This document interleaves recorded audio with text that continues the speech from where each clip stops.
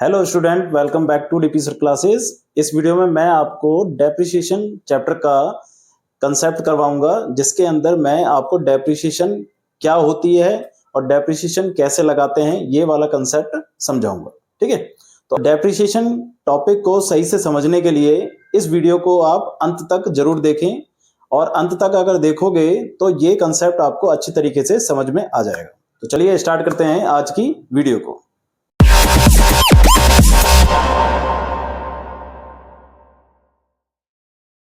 सबसे पहले हम ये समझते हैं कि डेप्रिसिएशन होता क्या है। ठीक है, नॉर्मली डेप्रिसिएशन जो होता है, डेप्रिसिएशन होता है डिमिनाइजिंग वैल्यू। डिमिनाइजिंग वैल्यू किसकी? Diminishing value of tangible fix assets. ठीक है, हमारे पास जो एसेट्स होती हैं वो टेंजिबल होती हैं और इनटेंजिबल, दो प्रकार की होती हैं। ठीक है, जो टेंजिबल होती हैं, टेंजिबल का मतलब जिनको हम देख और छू सकते हैं, जैसे कि आपके पास बिल्डिंग हो गई, ठीक है, और फर्नीचर हो गया, ठीक है, और मशीनरी हो गई। इन सब में क्या होता है कि इन सबको जब आप यूज करते हो ना, जैसे कि बिल्डिंग को यूज कर रहे हो, फर्नीचर को यूज कर रहे हो, मशीनरी को यूज कर रहे हो, तो इन सबको जब यूज करते हो तो इनकी वैल्यू क्या होती है? डिक्रीज होती है। इनकी वैल्यू क्या होती है? डिक्रीज होती है। अगर आपने कोई फर्नीचर खरीद रखा है, फर्नीचर जब खरीदोगे और उसका यूज करोगे 1 साल 2 साल 3 साल, तो फर्नीचर की वैल्यू क्या होगी? कम होगी। तो जो कम वैल्यू हो जाती है, उसी कम वैल्यू को हम क्या कहते हैं? डेप्रिसिएशन कहते हैं। बात समझ में आ रही है? तो डेप्रिसिएशन का मतलब होता है diminishing value of tangible fix assets. बात समझ रहे? टेंजिबल फिक्स एसेट्स की जो वैल्यू कम होती जाती है, उसी चीज को हम क्या कहते हैं यहां पर? डेप्रिसिएशन के नाम से जानते हैं। ठीक है, अब डेप्रिसिएशन नॉर्मली हमारे लिए होता तो एक्सपेंसेस है, बट ये एक ऐसा एक्सपेंसेस होता है जो नॉन कैश होता है। क्या होता है? Non cash. इसमें आपका ना कैश कम नहीं होता। सिंपल सी बात है, जैसे कि आपने फर्नीचर खरीदा, आपका कोई तो फर्नीचर खरीदा आपने, ठीक है, फर्नीचर है आपके पास 1 लाख रुपए का। अगर आपने इसका 2 साल तक यूज करा तो फर्नीचर की वैल्यू क्या हो जाएगी? कुछ कम हो जाएगी। मतलब 2 साल के बाद अगर उस फर्नीचर को आप बेचोगे ना किसी को, तो 1 लाख का तो नहीं दोगे, तो कितने का दोगे? मान चलते हैं उसकी जो वैल्यू है, हम एज्यूम कर लेते हैं कि उसकी वैल्यू होगी 60,000। तो इसका मतलब क्या है कि आपने जो 2 साल उस फर्नीचर को यूज करा, उसकी जो डिमिनाइजिंग वैल्यू है वो 40,000 है। मतलब 40,000 आपने एज्यूम करा है कि वो 40,000 रुपए उसके क्या हो गए? कम हो गए। ठीक है, तो जितने रुपए ये कम हो रहे हैं, इसी वैल्यू को क्या कह देते हैं हम? डेप्रिसिएशन। ठीक है, अब डेप्रिसिएशन में होता क्या है कि डेप्रिसिएशन को ना कैलकुलेट करने के ना 2 मेथड होते हैं। इसको कैलकुलेट करने के 2 मेथड होते हैं नॉर्मली। पहले का नाम होता है आपके पास SLM, और दूसरे का नाम होता है WDV। SLM और WDV। ठीक है, SLM का मतलब होता है straight line method, straight line method, और WDV का मतलब होता है written down value method, written down value method. ठीक है, ये इनके पहले पहले नाम है, और इनके और भी नाम है, जैसे कि स्ट्रेट लाइन मेथड को फिक्स इंस्टॉलमेंट मेथड भी कहते हैं। फिक्स इंस्टॉलमेंट मेथड, ठीक है, equal instalment method, equal instalment method, ठीक है, और एक और है original cost value method, original cost value method. ठीक है, और WDV के नाम है written down value method, diminishing balancing method, diminishing balancing method, और रिड्यूसिंग बैलेंसिंग मेथड। ठीक है, ये इनके ना इसके 4 नाम होते हैं और इसके 3 नाम होते हैं। ठीक है, इस वीडियो में मैं आपको जो क्वेश्चन करवाने वाला हूं वो करवाऊंगा SLM के अकॉर्डिंग। ठीक है, तो पहले हम समझ लेते हैं कि SLM मेथड होता क्या है। देखो, डेप्रिसिएशन का मतलब आपने समझ लिया कि डेप्रिसिएशन का मतलब होता है कि एक ऐसी वैल्यू, जब हम किसी मशीन को या किसी भी फिक्स एसेट्स को यूज करते हैं तो जो उसकी वैल्यू कम होती जाती है, उसको हम कहते हैं डेप्रिसिएशन। ठीक है, अब डेप्रिसिएशन को निकालते कैसे हैं? बहुत ही सिंपल सा कंसेप्ट है, फॉर्मूला ध्यान रखना, आप SLM से करवा रहा हूं मैं। सबसे पहले आपको पता होना चाहिए कि उस मशीन की ओरिजिनल वैल्यू क्या है, या उस चीज की ओरिजिनल वैल्यू क्या है। जैसे कि हमने मान के चलो फर्नीचर लिया है 1 लाख रुपए का, तो उसकी ओरिजिनल वैल्यू है 1 लाख रुपए, ठीक है, 1 लाख रुपए का आपका फर्नीचर है। अब आपको एक चीज ध्यान रखने की, जब आप फर्नीचर खरीद के लाओगे ना, तो खरीदते समय आप उस पर कोई खर्चा कर दो, जैसे कि कैरेज का या कोई और खर्चा कर दो, तो वो खर्चा इसमें जुड़ जाएगा। तो जितने भी एक्सपेंसेस होते हैं उनको हम कह देते हैं यहाँ पर डायरेक्ट एक्सपेंसेस, तो डायरेक्टली उसमें लग रहे हैं, तो डायरेक्ट एक्सपेंसेस उसके लिए, जैसे मान के चलो 1000 10,000 का हमने कोई खर्चा कर दिया, 10,000 का क्या कर दिया आपने, कोई खर्चा कर दिया, तो वो इसकी वैल्यू में क्या हो जाएगा, ऐड हो जाएगा, ठीक है। और इसके बाद आपको ये देखना होता है, एक चीज और आती है, स्क्रैप वैल्यू। स्क्रैप वैल्यू क्या होती है? स्क्रैप वैल्यू, स्क्रैप का मतलब होता है कबाड़ी वाले को दे देना। देखो, जब आप मशीन का यूज करोगे, 1 लाख रुपए की मशीन का यूज करोगे, तो कभी ना कभी तो वो खत्म होगी, कभी ना कभी तो उसको आप रिटायर करोगे, तो रिटायर करते समय कहीं ना कहीं वो कबाड़ी वाले को दोगे, तो कुछ ना कुछ पैसे रिफंड होंगे कि नहीं होंगे? होंगे। मान के चलो आपने 1 लाख रुपए चीज है, 1 लाख की चीज 10 साल यूज करी है ना, इसमें एक और चीज दी जाती है जिसको हम कहते हैं एस्टिमेटेड लाइफ ऑफ एसेट्स। आपको बता दिया कि भाई 10 साल आपने मशीन को यूज करना है, ठीक है ना, 10 साल तक आप मशीन यूज कर सकते हो। तो 10 साल तक यूज करने के बाद उस फर्नीचर को क्या आप जला दोगे, फेंक दोगे? नहीं, आप कबाड़ी वाले को दोगे, तो कबाड़ी वाला कोई ना कोई पैसे, कुछ ना कुछ पैसे देगा आपको। तो जो पैसे आपको देगा वो आपके खर्चे में से क्या हो जाएंगे, कम हो जाएंगे। यानी कि ये आपका खर्चा था 1 लाख रुपए का और 10,000 रुपए का, तो आप उसमें से क्या कर दोगे, कम कर दोगे। तो इसका मतलब आप मान के चलो आपके पास 20,000 रुपए स्क्रैप वैल्यू है।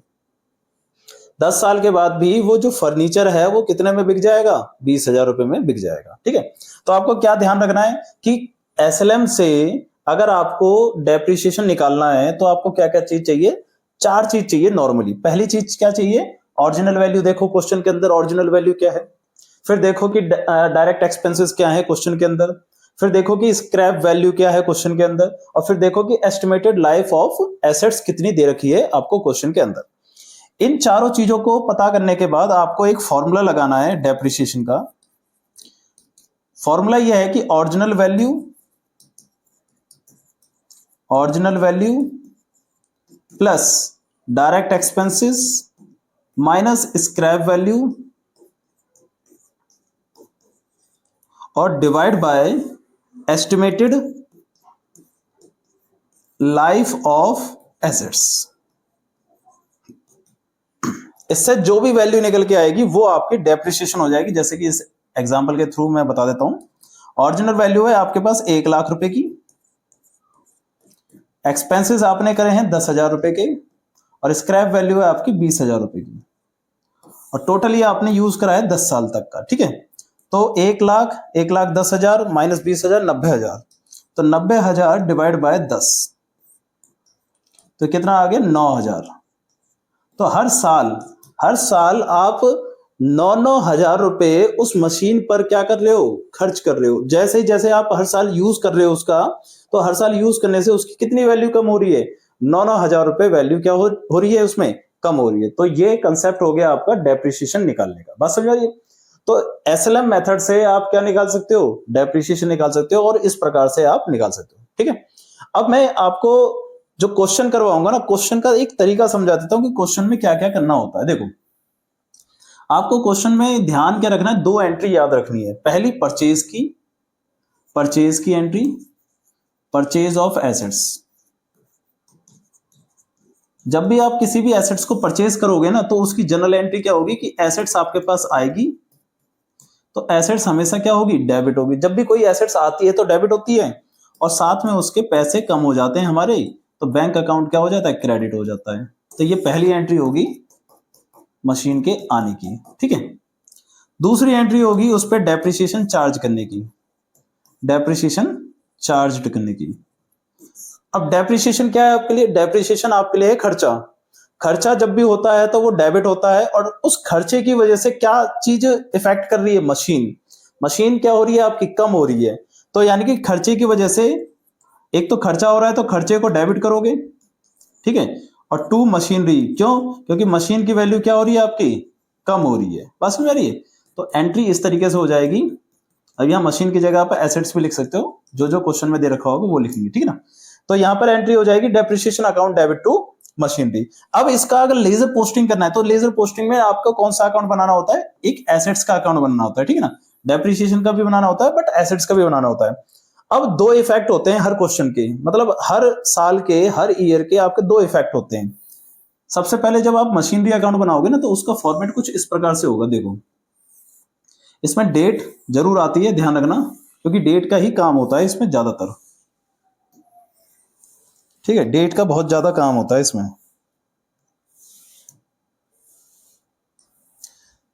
अब देखो यहां पर क्या है कि यहां पर अमाउंट लिख दोगे, यहां डेट लिख दोगे, यहां पर्टिकुलर और यहां अमाउंट, यहां पर्टिकुलर और यहां डेट। सबसे पहली एंट्री ध्यान रखना, आप परचेज की करोगे, परचेज जब भी करोगे तो एंट्री क्या होगी, assets account debit to bank, ठीक है, एसेट्स अकाउंट डेबिट। ये एसेट्स का अकाउंट बना दिया आपने, ये क्या बना दिया आपने, एसेट्स का अकाउंट बना दिया, ठीक है। तो एसेट्स का अकाउंट क्या होगा, डेबिट होगा, किसकी वजह से होगा, टू बैंक की वजह से। एसेट्स का अकाउंट क्या हो रहा है, डेबिट हो रहा है, किसकी वजह से, टू बैंक की वजह से। और जो भी रुपए होंगे, जैसे कि 1 लाख रुपए होंगे तो 1 लाख रुपए यहां पर ऐसे लिख दिए जाएंगे। बस समझ रही है। पहली एंट्री तो ये होगी हमेशा परचेज करने की, दूसरी एंट्री किसकी होगी, दूसरी एंट्री होगी डेप्रिसिएशन की। दो ही एंट्री होने वाली है, दो के अलावा कोई दूसरी एंट्री नहीं होगी, ठीक है ना। दो एंट्री होंगी, पहली होगी परचेज की और दूसरी होगी डेप्रिसिएशन की। डेप्रिसिएशन की एंट्री जब होगी तो उसमें मशीन बताओ क्या हो रहा है, क्रेडिट हो रहा है कि नहीं हो रहा, लेजर पोस्टिंग आपने करी होगी तो मशीनरी अकाउंट क्रेडिट हो रहा है, ठीक है ना। तो मशीनरी अकाउंट को क्या करना है, यानी कि एसेट्स के अकाउंट को क्रेडिट करना है, तो इस तरफ लिखना है। और किसकी वजह से लिखना है, डेप्रिसिएशन की वजह से। तो यहां आ जाएगा बाय डेप्रिसिएशन अकाउंट, जो भी अमाउंट आपको दे रखा होगा वो। बात समझ में आ रही है। तो आपको ध्यान क्या रखना है, अकाउंट को बनाते समय दो ही एंट्री होनी है। पहली एंट्री होनी है बैंक में, यानी कि इस तरफ डेबिट साइड में परचेज की, और एक क्रेडिट साइड में होनी है डेप्रिसिएशन लगाने की। बस समझ रही। इसके बाद आपको बस क्या करना है, इसको क्लोज करना है। 1 लाख रुपए इस तरफ लिखना है, 1 लाख रुपए इस तरफ लिखना है, और 1 लाख में से ये वैल्यू आपको क्या कर देनी है, माइनस। जैसे कि यहाँ 10,000 होगा तो यहां पर हम मान के चलो 10,000 रुपए माइनस कर देंगे तो कितना आ जाएगा, 90,000 रुपए। तो ये जो 90,000 होता है इसको हम कहेंगे बाय बैलेंस सीडी, ठीक है, बाय बैलेंस सीडी। और ये बैलेंस सीडी फिर अगले साल फिर से आ जाएगा, यहां पर लिख दिया जाएगा टू बैलेंस बीडी, कितने रुपए से, 90,000 से, और फिर से डेप्रिसिएशन लगाया जाएगा तो इस तरफ आ जाएगा बाय डेप्रिसिएशन अकाउंट, कितने रुपए, 10,000 रुपए। हर साल सेम डेप्रिसिएशन लगती है, सेम। जब हम एसएलएम से करते हैं तो हर साल क्या लगती है, सेम डेप्रिसिएशन लगती है। तो यहां पर आ जाएगा 90,000 रुपए, और यहां पर भी आ जाएगा 90,000 रुपए, उसमें से 10 कम हो जाएंगे तो ये हो जाएगा 80,000 रुपए। तो ये हो जाएगा आपका बाय बैलेंस सीडी, इस तरीके से। तो ये बैलेंस सीडी फिर अगले साल दोबारा से बैलेंस बीडी हो जाएगा, और ऐसी प्रोसेस चलता रहेगा। बात समझिए। तो ये कंसेप्ट हो गया आपका एसेट्स अकाउंट को किस प्रकार से मेंटेन किया जाता है, बनाया जाता है, ठीक है।